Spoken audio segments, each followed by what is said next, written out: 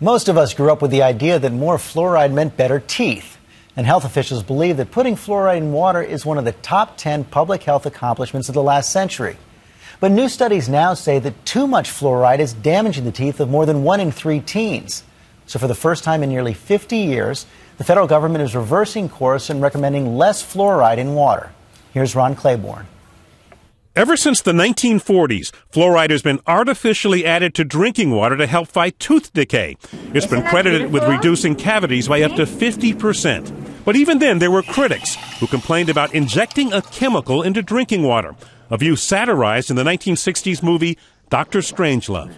Do you realize that fluoridation is the most monstrously conceived and dangerous communist plot we have ever had to face?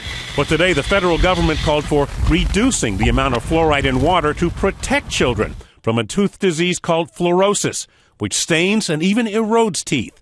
It affects as many as a third of American children. Making this adjustment now will promote public health, improve oral health, and reduce rates of fluorosis. There's a twinkle in your eye when there's fluoride for their teeth. For years, fluoride has been added to toothpaste and is in other products we eat and drink. The government says Americans are now ingesting too much fluoride.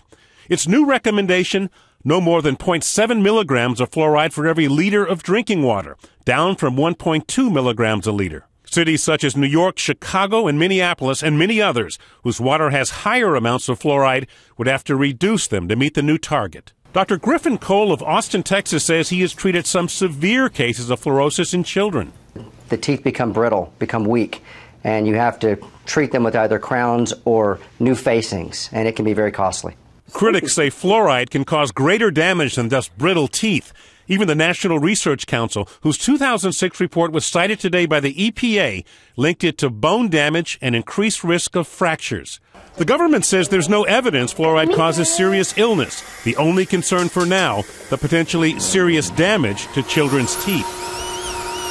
And the president of the American Academy of Pediatric Dentistry says parents need to be especially vigilant about all the ways that children can ingest fluoride, including swallowing toothpaste. His advice, give them only a pea-sized amount on the toothbrush to make it much less likely they will end up eating a big glob of toothpaste with fluoride on it. So don't overdo that rinse either. My kids like the taste of that. Okay, Ron, thanks.